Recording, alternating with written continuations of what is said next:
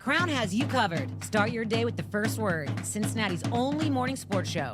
Power through midday with the working lunch. Cincinnati business talk that keeps you in the know. Nat tries that for lifestyle around the city. And the Rebound Rundown covers every corner of the college basketball scene in the tri-state and beyond. This is The Crown. Built for Cincinnati. First word for your morning sports. The working lunch for business that hits home. Nat tries that for lifestyle around the city. And Rebound Rundown for college hoops. This city deserves its crown. Watch, listen, subscribe.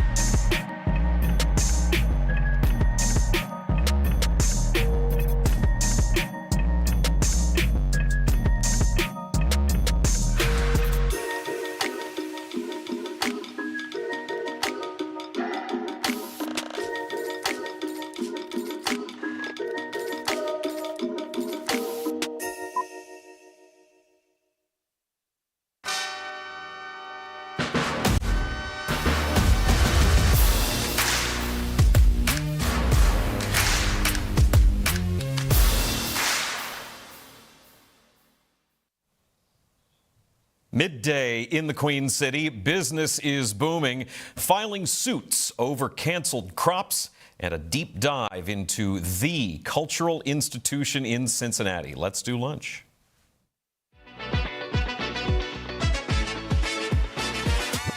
Cincinnati is a city that means business. Fortune 500 company HQs, renowned institutions like Children's Hospital and the Cincinnati Zoo, and letters that everyone here knows: TQL, GE, CVG, UC, and X. It's also a city that's large enough for new ideas to take root and grow. You know somebody who knows somebody who knows somebody, and you're in business. I'm Jack Crumley, and this is The Working Lunch.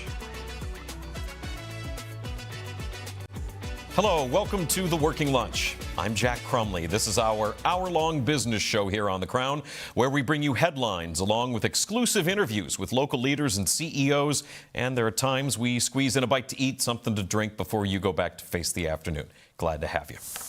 Cincinnati business headlines to start us off, presented by First State Bank. Built on belief and committed to doing right by our communities, First State Bank offers checking, savings, and mortgage services all from your phone. They believe in this community and they believe in you. Visit fsb4me.com. That's First State Bank, member FDIC and equal housing lender. Seeing some reporting in a number of places, certainly in the Cincinnati Business Courier, about lawsuits that have now been filed about the abrupt closure of 80 Acres Farms. The vertical farming startup had incredible financial support, hundreds of millions of dollars raised, but it shut down earlier this month, with the co-founders saying that they could not secure the money needed to continue. There have been vague reports about a deal with a potential buyer falling through at the last minute just before that closure announcement. Local staffing firm Job Center LLC is now accusing in court 80 Acres of breach of contract, saying that the farm owes them over $650,000 with invoices going back months. A California-based supplier, along with multiple employees, have also filed suit in other courts. Lots more to come on this. More than 1,000 people were laid off in the closure of 80 Acres Farms, and the farm had raised $400 million in funding. All that wiped out in the closure. One other thing for you on this. There is a newsletter that's called the Ag Tech Arc. It's written by Carlos Jimenez. It covers how things like software and AI and more affect the agricultural industry. He wrote a piece about the 80 Acres closure in the aftermath of that closure, saying that farms only get to keep 5.8 cents of every dollar after they cover their own costs. And even the hundreds of millions of dollars that 80 Acres raised wasn't enough to keep things going. Not because of failed crops or supply chain issues, but because it couldn't finance the gap between production costs and market prices. An interesting note on that. In the business of safety, the city of Fort Mitchell is dropping flock cameras. A lot of people have been speaking out against these devices, the mayor announcing it's over. Fort Mitchell's been under contract to the tune of $34,000 with flock safety since 2024.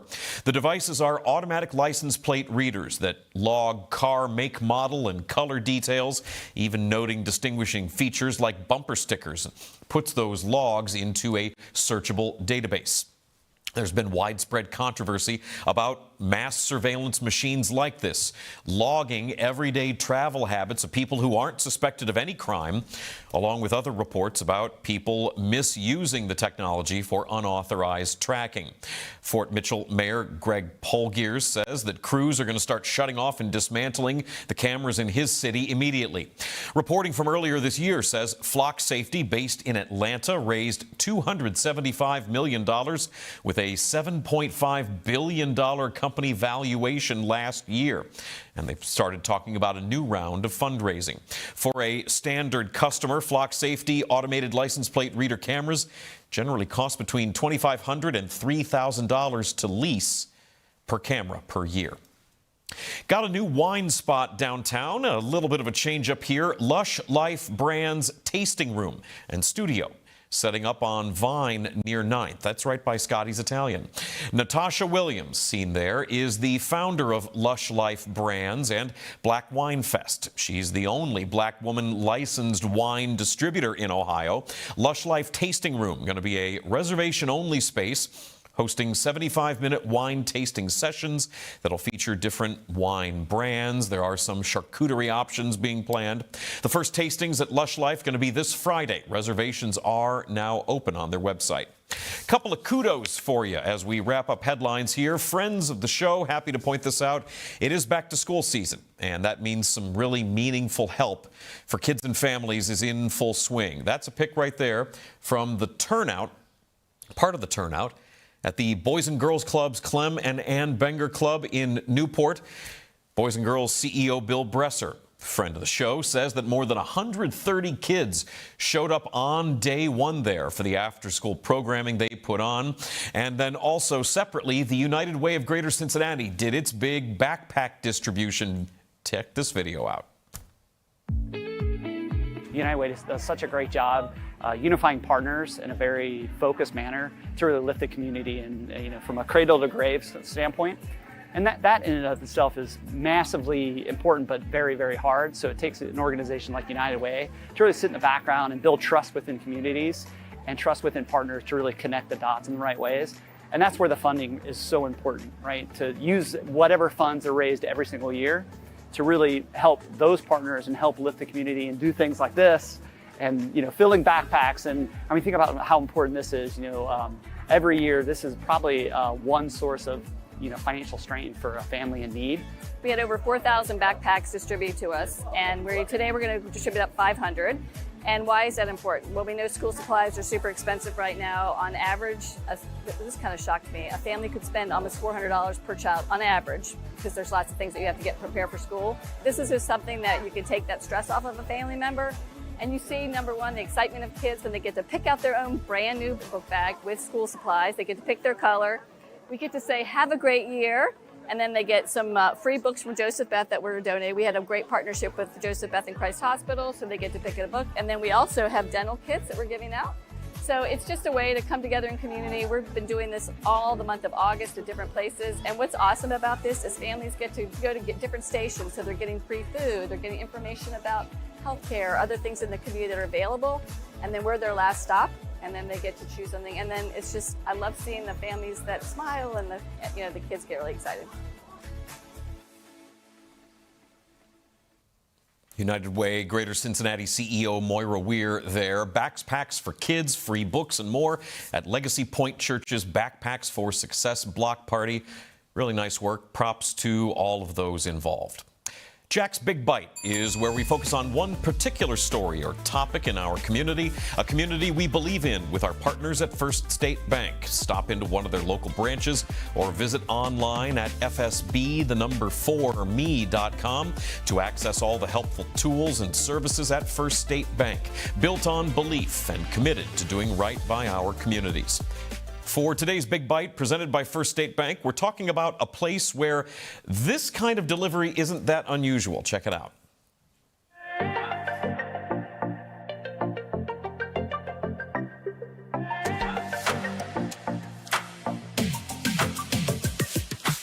So we are delivering fossils here to the museum center that have made a 1,600-mile journey all the way from Montana. So we dig into a place called the Bighorn Basin. And we dig up fossils from the Jurassic Formation, from the Morrison Formation, and we bring them back here in these big field jackets. So a field jacket is like a custom carrying piece that we make for the fossil. It's made out of plaster and burlap, and we wrap it around the fossil and some of the rock inside too, so then that way it can stay safe for the 1,600-mile journey all the way back here to Cincinnati. So inside these field jackets, we have fossils from sauropod dinosaurs. So think about dinosaurs with big long necks and big long tails. And we also have some fossils from some theropod dinosaurs. So think about a dinosaur like Allosaurus, a meat eater that was alive 150 million years ago. The Cincinnati Museum Center, and I got to tell you, I find it just marvelous to watch fossils from millions of years ago just being hauled around on pallets like it's grocery delivery at Kroger. I think that's just fascinating. Cincinnati Museum Center will be known for its commitment to understanding the richness of our past, present, and future providing world-class learning experiences for children and adults. It inspires people of all ages to learn about the world through science, through regional history, through educational, engaging, and meaningful experiences. It's really an all-encompassing organization. Kids don't even know that they're learning about physics, running simple machines and working together as they levitate a ball in a column of air there. It's learning through fun and engaging learning. People learn from the CMC's collection of more than 6 million artifacts, works of art, and archives as part of its various programs. CMC's been working with the Ohio chapter of the Nature Conservancy, protecting the Richard and Lucille Durrell Edge of Appalachia Preserve System for more than 50 years. That preserve, the largest privately owned protected natural area in Ohio, 16,000 acres. Also, there's the Robert D. Lindner Family OmniMax Theater. Psst, hey, put your face right up against the screen real quick.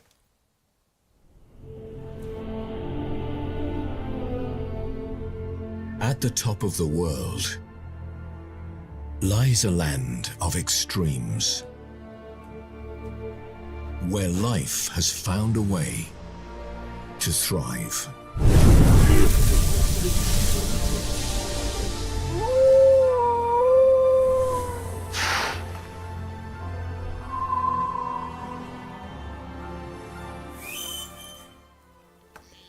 Just trying to give you a taste there of the OmniMax experience. CMC is the largest cultural institution in the city of Cincinnati. More than 1.8 million visitors per year. Permanent and temporary exhibits supported by a state-of-the-art collections and research facility, the Geyer Collections and Research Center, educational programs, professional development programs for teachers, day camps, overnight camps, public lectures, tours of historic sites, and community-wide cultural events. That is really broad strokes for the programming that's all there at the Cincinnati Museum Center. Back in 2024, CMC acquired a 200,000 square foot facility on 12 acres to ensure the long-term care, preservation, and study of the region's historical and scientific treasures. The Vance Family Research, Education, and Collection Center will consolidate collections from multiple locations into one central campus right next to Union Terminal. Back in 2024 alone, CMC responded to more than 6,000 research requests from scientists, historians, students, and others around the world using the collections to advance knowledge in history and science. Cincinnati Museum Center has a roughly $27 million annual operating budget, backed by total assets of more than $300 million. Again, sees more than 1 million visitors a year. It is both a leading cultural and educational institution and a significant tourism driver for this region. All that with President and CEO Elizabeth Pierce here to talk about it next. You don't want to miss this. We've got to take a break. More Working Lunch is coming up. You're watching The Crown. Take a look at some stocks of local interest. We'll be back in a minute. Stick around.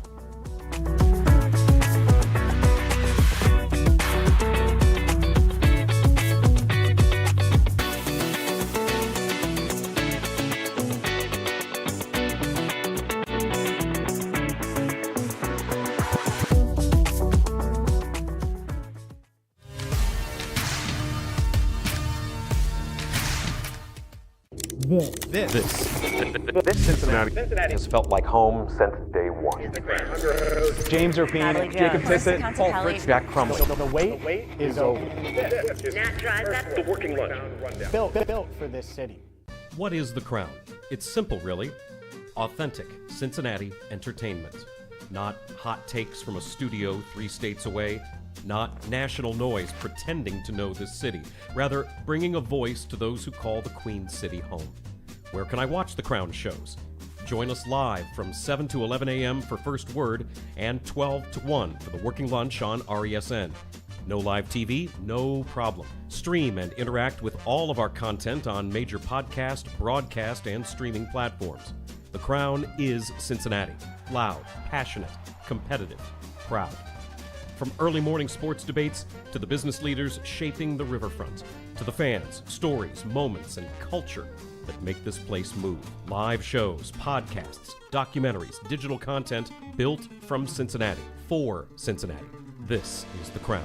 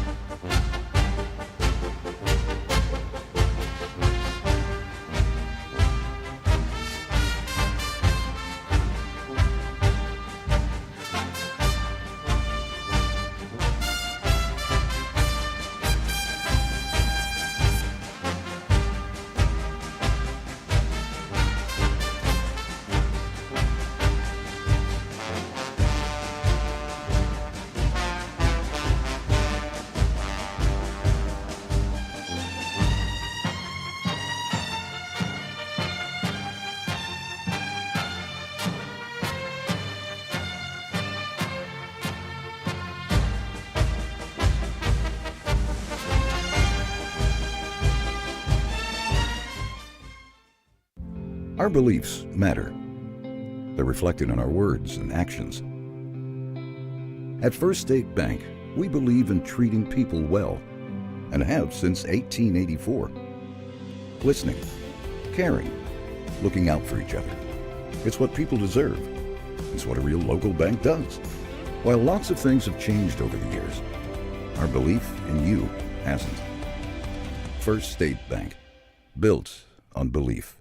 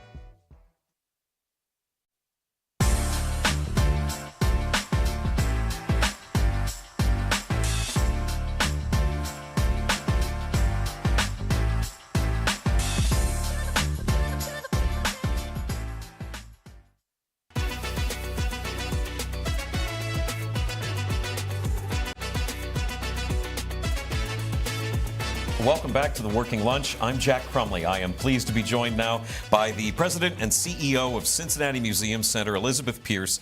Doing that rundown of everything that you guys do, I am a tremendous fan of all the work that you guys do, and really trying to cover the breadth of all that was a little bit of a challenge in the block time that I've got. The only way that I can think to start this out is by asking you, what in the world is it like to run a museum? Well, and in particular to run this museum, it's like never a dull moment. My brain is always stimulated, always on overload. And the really fun and unique thing that Cincinnati Museum Center gets to do that many other places in the country don't is this intersection of all this content. So we have so much fun figuring out how do we take these history concepts and these science concepts, teach them on their own, but also then what are the unique things that where they play together, and then how do we bring the Children's Museum into that mix, and how do we bring OmniMax into that mix, and the special exhibitions that we bring. And I have learned over the years that almost everything that we would ever bring from out of town winds up having a Cincinnati connection as well. Of course it does. So we were able to play with that too. And the collections that you referenced in the Big Bite, 6 million objects, which encompasses 1 million photographs, incredible architectural drawings, these fossils, these zoology specimens, like all of it are so incredibly cool in their own right. And they all interplay together. Yeah. And that's what makes it fun and creative to be involved. I think that's interesting, the idea of the way that these do, because we're not just talking one museum here. There's the history, there's the science, there's the natural history. You've got OmniMax, there's the library and the archives. Right. And I didn't think about the way that all that stuff sort of fuels other things, and you get a kid to come out and marvel at some big dinosaur fossil that's there, and then they start to see the way time passes and the way plants grow and then go back into the ground, and life cycles, and that's really interesting. We really talk so much about the fact that our job is to steward curiosity, to create the spark of interest at that very young age, and then just keep feeding it. So all the little 3- and 4-year-olds that you know who understand how to pronounce the multisyllabic Latin definition of all these dinosaurs, isn't that crazy? We just keep wanting to feed the pipeline as it goes on. And then they get curious about space exploration, and then they get curious about the cave, and then they're like, oh, what's the history of the community about? And then, there are 1,000 different ways to dive deeper into all the aspects of this region. So the region gives the basis, the foundation for all of it, but we get to really kind of continue to lift it up in all sorts of ways. And it's really exciting too, because this isn't junk food for the brain, right? These kids they're sneakily learning stuff, and then they get to go and be smarter than their friends at school that didn't come to the museum, and coming back for different touring exhibits, like you said. You got the Jurassic Lego thing right now, which is a fun hands-on thing for kids, along with the educational element. That has to have been a huge hit. It's been gangbusters since it opened in May, and people love it so much. And the Brick Man is coming in September to do some programming with us, and he'll show you how he builds these things. And then, of course, we love it because we can tie back to the Jurassic animals that we have in our dinosaur gallery, and then we can also kind of lift up the trilobites and the Ordovician fossils that are 300 million years before these animals came in. So it's incredible. Yeah, that truly, that's a really fascinating thing. And you talk about the 6 million artifacts that you guys have, not counting the how many thousands of Legos are just a part of that exhibit alone. I think you guys do a really interesting job, a really good job with promotion as far as social media goes. I think the marketing and the communication that you guys have to let people know about things like that Lego dinosaur exhibit, I think is really good, because you almost have to be sort of constantly beating the drum, right? Museum Center's been around for so long. That I would imagine there's times when it feels like people just sort of take it for granted. I do think that it gets into everybody's rhythm a little bit, and depending on how old your kids are, or if you've got visitors coming in from out of town, right? My favorite question to ask is when was the last time you were there? Right. And people sheepishly admit that it's been years, and then I have to berate them because this organization has changed so dramatically in the last several years that it's not what you remember. I mean, there are some things that are always there. The cave is built into the building, so that's never going to change. But we have revitalized every permanent exhibition in both the History and the Science Museum, and we've revamped a couple of the things in the Children's Museum as well. So if you haven't been to Cincinnati Museum Center in the last few years, get off your butt and come and see us, because the Netflix and inertia feels like that's the thing that we're competitive with, as opposed to people who like to go to see the zoo or the aquarium or go to a Reds game or a Bengals game are also people who like to go do other things. Right. So we want to motivate people to come, and we're trying to do that with some daytime and evening programming. So you and I talked before the show that we have a new Friday late night, the third Friday of every month. We're going to be open until 8 p.m. And so that's a reason for you to come and fit that into your schedule more effectively. Museum Center After Dark. Exactly. And, it's not just for people who have kids. People will sometimes say, oh, my kids are grown, we don't come anymore. Okay, well, then you yourself are losing out. Yeah. And if you want to be a more interesting person, you should come to Cincinnati Museum Center. And if you want your kids to be smarter, you should come to Cincinnati Museum Center. You got a lot of options and a lot of reasons. And, if you are looking for some of that new and different programming that's going on, if people haven't been there in a long time, this weekend is 1940s Day coming up. Classic experience. And this is really, adults love it more than kids. So we've got live music, we've got costume contests, we've got incredible vintage cars that are showing up. 25 different partners from all over town are bringing things to us. Yeah, and this is just such a fun event, and there's dancing and the big band sounds, and on OmniMax is the D-Day film that's really spectacular, that kind of breaks down specifically what happened within that operation, and to see it enormous on the screen is really powerful. So 1940s Day on August 22nd is a spectacular time to come and see things. I think it would really surprise people, the level of social engagement that you guys do. We're not talking about, stodgy, dust-covered museum, the way that I think a lot of people might stereotypically think about it when they hear about museum. You've got this 1940s Day, there's the After Dark stuff. Dinosaur Legos. This is all really, I think, engaging and forward-facing programming that is intended to attract people's attention. How in the world do you keep track of it? Is the organization... Is this like a mob paramilitary organization kind of thing where you're at the head of the family and then you've got the capos that all report up to you? We have an incredible team of leaders and staff at the museum who have so much passion for what we do. Everybody's got their own thing that they're interested in, right? You'll talk to somebody, I'm a dinosaur person, I'm a history person, etc. But then they just love it all inside the Hall of Justice, right? This incredible building that is so breathtaking that you walk in and you forget why you come. You look up at the rotunda. I mean, I will greet people, visitors, on a regular basis when we're there, and they walk into the building and they literally forget why they came because they're just awed by the beauty of it so much. And when the little kids walk in as a group, they all bump into each other because they're looking at the ceiling and not paying attention to where they're going. So it is... the the team loves what they do, and they do it brilliantly, and it's a huge group of people that really bring all their expertise together. So the marketing team and social media team will be very gratified that you're enjoying it as well, but they have fun with it. And that's the whole point. You have to have fun with these things.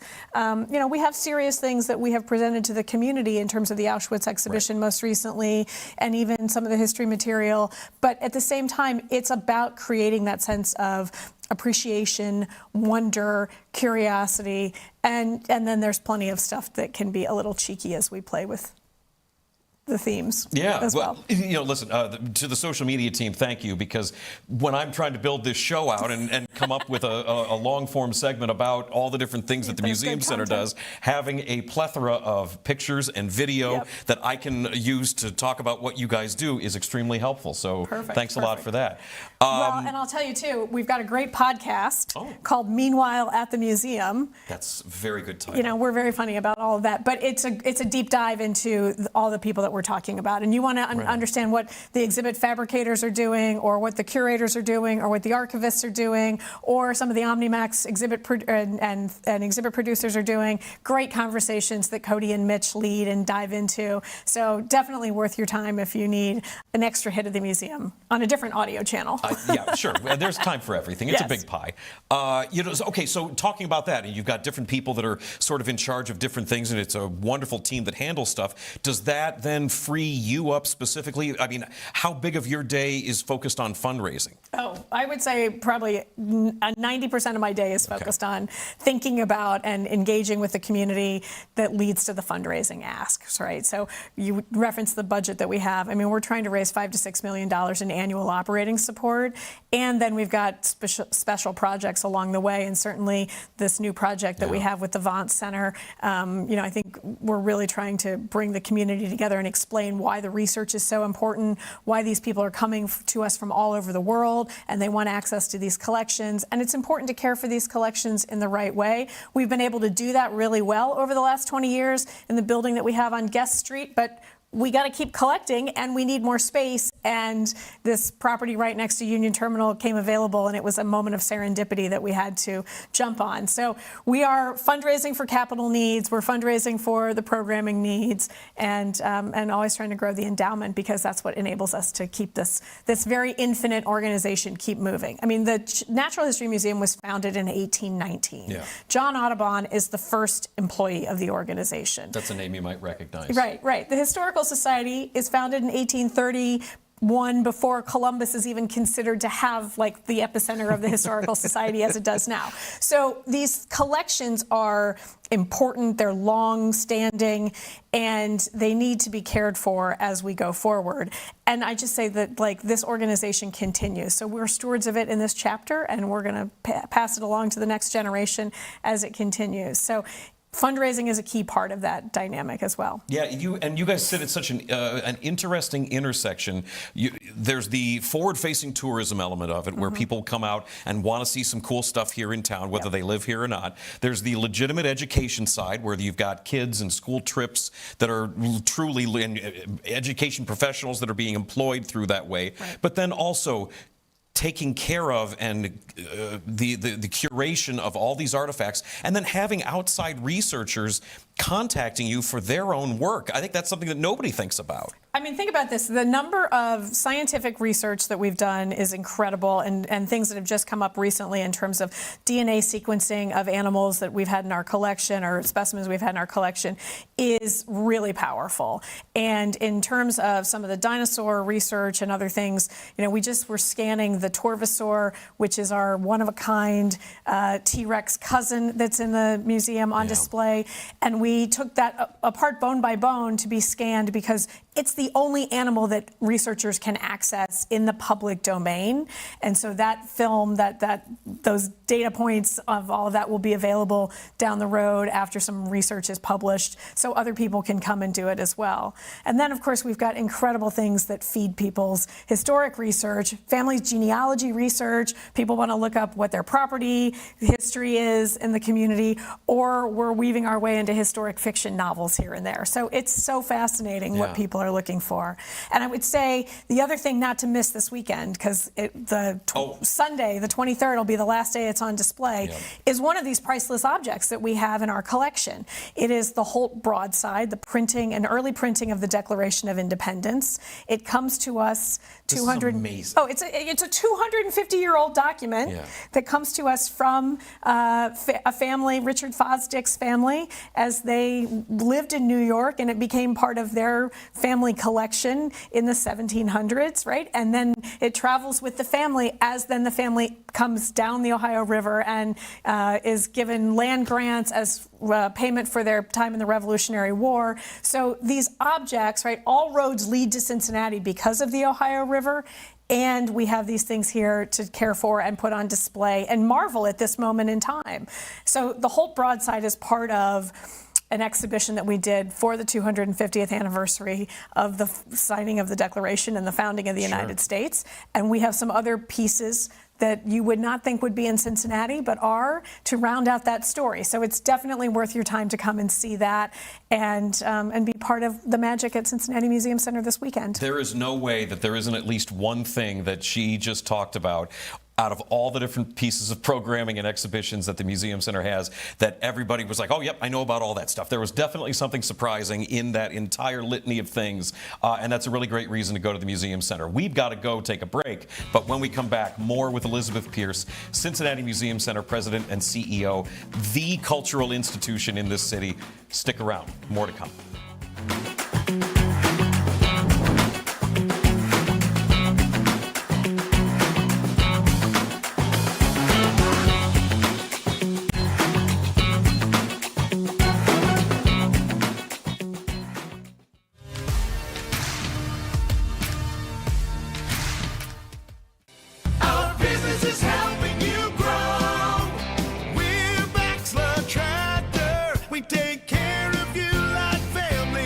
We've been growing since 1946. As your Kubota dealer, our focus is to help you grow today and into the future. Stop by one of our locations today, visit with our folks, and see our entire lineup of Kubota products. Our business is helping you grow.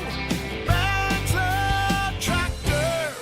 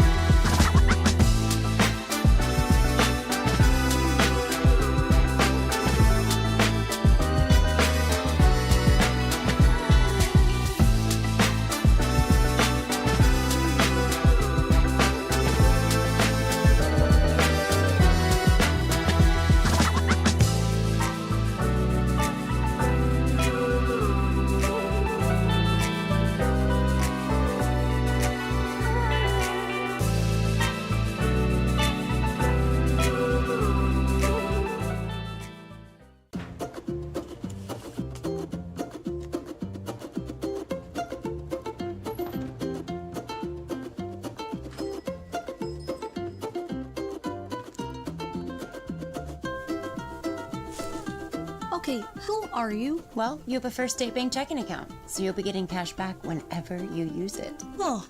Open a checking account at First State Bank for cash back. First State Bank, built on belief.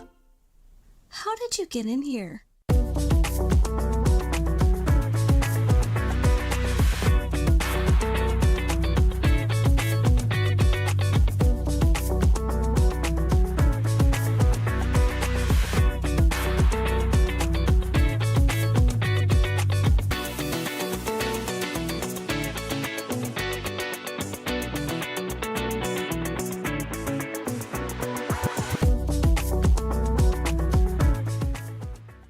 Every morning, Cincinnati wakes up and gets to work. Companies are built, deals are made, restaurants open, ideas become careers, and every day the people behind it all sit down at the working lunch.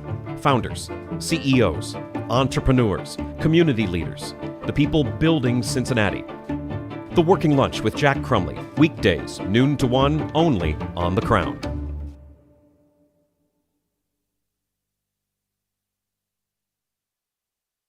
On the radio here in Cincinnati. Cincinnati has always felt like home. Right here on the Crown Network. Out and about in Cincinnati, bringing you these stories that you need to hear in the Queen City.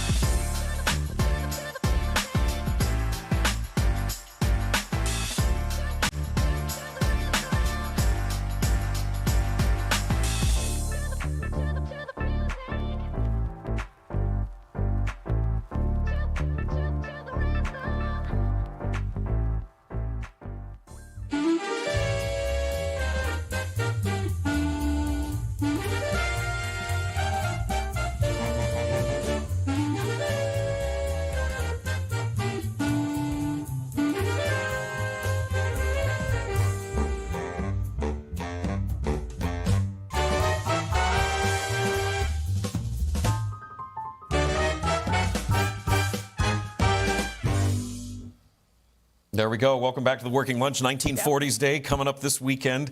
Boy, everybody looks like they have a blast with the dress up and the vintage cars and all that. It's such a fun day. The staff love it. The community comes out. And my favorite thing about it is you always learn something new about the building, right? So Union Terminal is such a touchstone for so many people across generations. And every time I meet someone, they have a Union Terminal story to tell me. Sure. Some of them, many of them relate to World War II and the period of time in which people were crisscrossing the country. In the train station was the place that they were able to meet up with their families, and it was amazing. So incredible Union Terminal stories, and definitely the highlight of the summer is 1940s Day. Is that weird? The train station element that still exists, and like I've definitely hopped on the train that leaves at like 2 in the morning to go to Chicago. Does that make any of your programming? Is that a weird thing to have to sort of juggle in and amongst all the other things you guys do? No, not at the moment. There's not enough train volume for it to be have an impact, but it is fun to get people's train stories from that perspective too. Yeah, right. Yeah, I bet. Yeah. So you are the president and CEO of the Museum Center. What did you went to Miami, right? I did. What did you go to school for? Museums? No, I went for history. I grew up. My dad was a scientist, a surgeon, but he loved history, and so I was like always surrounded by this intersection of, the slime of life, as he would call it, and going to every Brown sign in the state of Ohio from a family visitation standpoint. So I couldn't, it was like I was tailor-made to work at Museum Center, but did history and geography, studied abroad, did the Luxembourg program, one of my favorite experiences. And that really solidified that I wanted to work in museums, because I was just going to one museum after another. And I was like, okay, how do I do this? And then wound up going to graduate school to learn how to do that. So, I think you get an academic underpinning in a subject, and then you got to refine the skills that go along with that. And understanding how many different jobs exist in the museum world, right? I'm on the administration side, which means I like to do the fundraising and I like to figure out the strategy and see how all the puzzle pieces fit together. But there are all sorts of jobs that are part of the exhibition development process, or the education programming, or the finance team that does an amazing job, and the HR team that does an amazing job. So across the museum, there are all these different jobs, but that's why I kind of ultimately gravitated to museums. Yeah, I don't blame you. It would be hard not to. What was your first big museum job then, once you were on the school track and were looking to really get into the industry? Yeah, I worked at a couple of museums in D.C. when I was there at George Washington. And so I worked at the Holocaust Museum shortly after it opened in D.C. I worked in the photo archives department and helped catalog and process donations as they were coming in, donations of photography. And I worked at the Corcoran Gallery in public programming, and then ultimately went to Chicago and worked at the Chicago Children's Museum in the fundraising side. So kind of cut my teeth on a couple different aspects of museum work. And that's a big sort of a topical swing, if nothing else, right, between being at the Holocaust Museum and then doing the children's educational stuff. Right. But it's all still museums, right? That's not really that big of a difference. No, the museum experience, right, is like there is a story or an object or an experience that we want to use as a teaching tool. And so then how do you incorporate and interpret those things and give people a hands-on experience, a way that they can do it as they're kind of meandering through the galleries or sitting down and doing a public program. So a lot of different ways to cultivate curiosity again and create a sense of wonder and awe over these things that exist and the people and the places around them. You've got a really interesting job, too, because the variety of interests that you've got and that you have to keep track of, you're really in the middle of history and science and art. And that feels like that would be a lot of different things to juggle. Like, what does your brain do for fun? Well, because all that stuff is work. This is like people who live on an island. Like, where do you go on vacation? It is so fun. And I go to museums regularly on vacation all the time because I want to see what they're up to and how they're doing it. But my brain loves to process all that information, and it's always looking for those intersection points. So I think this is also fed by my love of history and interest in geography and looking at maps all the time and like, how does it all flow together? And I'm fascinated because one thing impacts another, right? So like for the case of Cincinnati, the geography of this area and the geology of this area drives the economy of this area. We do not have the economy and the robust city in which we live right now without the Ohio River. Right. And as we talked about, the objects in the collection are because families migrated down the Ohio River and came and settled here, and so we're able to tell that story. So yeah, my brain is always like, ooh, how do these things fit together? And you can imagine I make the team a little nutty when I'm like, I have an idea, and they're like, oh goodness. Yeah, but isn't that better than them having? I mean, you're doing them a favor by having ideas. Sometimes they might begrudgingly admit that, but we have a great team that works together, and really everybody brings a brilliant thought to the equation, and we're teasing stuff in 2027 that might have come from a galaxy far, far away, and so there are already creative thoughts that are coming up from the whole team around how we're going to approach that. That's really exciting. You got into the driver's seat for the Cincinnati Museum Center in 2015, but you had been here for a little bit before that. What was your path on getting involved locally here? Yeah, that was a fun thing. So when I moved to Cincinnati, I went to work for Dan Pinger Public Relations. And much to my father's chagrin, I left the museum industry, right? He was like, well, are you going to get back? And I said, well, I want to play in this world of PR for a while and strategic communications. And that is another tool that I add to the toolkit that allows me to do the next thing. And that really is absolutely true. So I worked at the agency for a bit, and the museum was one of my clients. And so again, it's this intersection of things that come together. And then ultimately I came to work at the museum in 2008 or 2007 as the vice president of communications.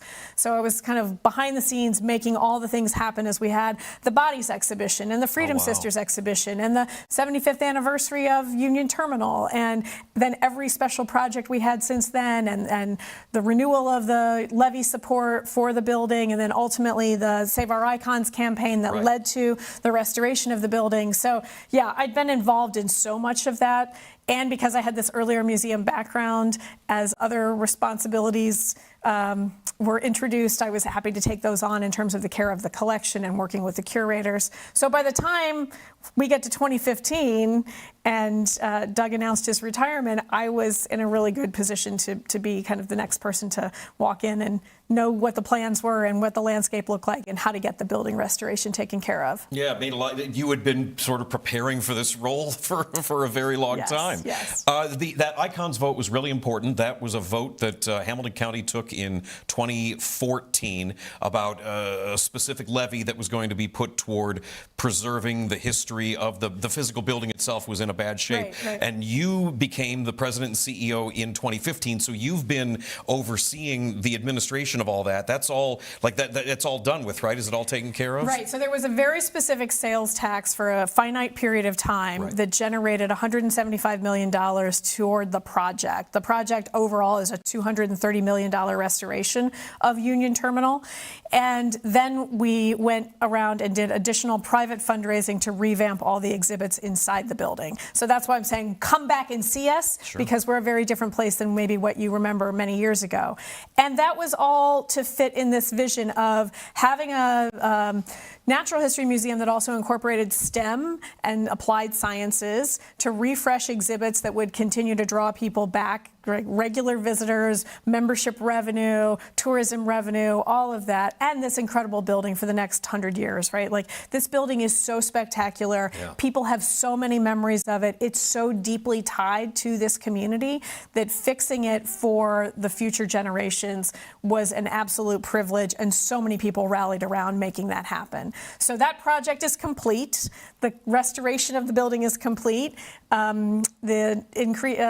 New exhibitions that we've created inside is almost complete. We have one more permanent exhibition that we're really working on for the third ramp of the History Museum that tells the story of the earliest Ohioans. We've been working with our tribal partners at the Miami, Delaware, Peoria, Shawnee tribes that have been a part of this area and helping to develop a plan. We're in the fundraising mode to do the exhibit fabrication of that now. Oh, wow. And that'll be a key piece of the History Museum. And we want to continue to do all the incredible programming and bring these special exhibitions to the community as well. So. Yeah, I mean, if you're doing dinosaurs and you're talking about the history of this area, there were a lot of people here before the Europeans came rolling in, and being able to sort of chart that history and have exhibits and oral history and anything like that, I think that would be fascinating. Well, and the community, or the organization, has done archaeology at the Hahn site in Anderson Township and at the Turpin site as well. So there, and we have objects here that tell those stories, and then working with the tribal partners who are the descendants of those people is just another fabulous way to bring that to life and really explore, the history of this community. And so that's one project that we're working on the capital side within the museum itself. But yeah, never a dull moment. It is a beast that has to be fed all the time. Yeah, and you're still doing the fundraising for the Vaught Center. That's still ongoing. And you mentioned your background in marketing communications, going away and then coming back into the museum world.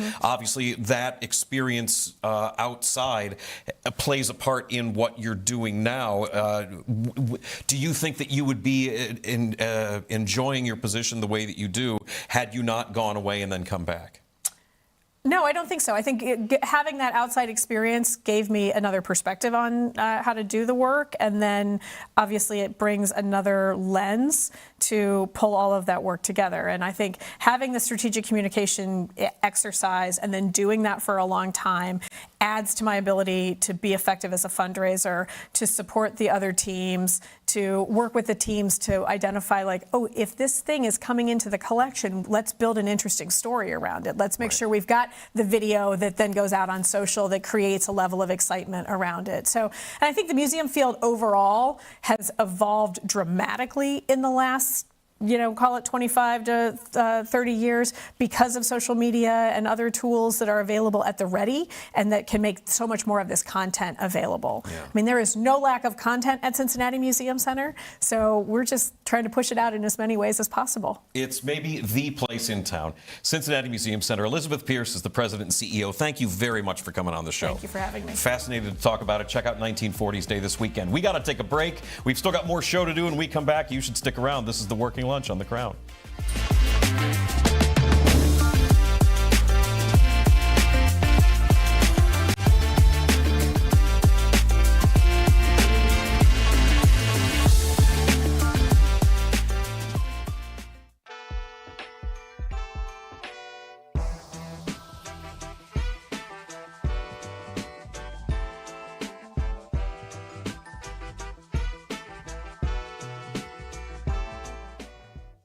The Crown has you covered. Start your day with First Word, Cincinnati's only morning sports show. Power through midday with the Working Lunch, Cincinnati business talk that keeps you in the know. Nat tries that for lifestyle around the city, and the Rebound Rundown covers every corner of the college basketball scene in the tri-state and beyond. This is The Crown. First Word for your morning sports, Nat tries that for lifestyle around the city, the Working Lunch for business that hits home, and Rebound Rundown for college hoops.